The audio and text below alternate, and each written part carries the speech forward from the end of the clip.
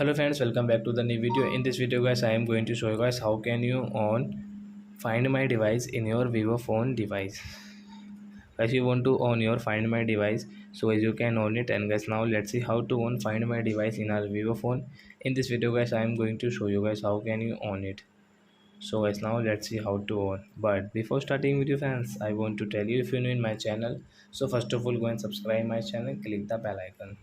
So it's now time to start video. First of all guys, come in your phone setting to on find my device. Then guys, scroll it, and guys, security setting, guys, tap here. Guys, click on find my device, and guys, on use find my device, and guys, right side click. So I find my device will on. So you can track your phone guys. If you have lost your phone and guys someone has snatched your phone, then guys you can track your phone. But guys, your find my device is on, so as you can track, otherwise not.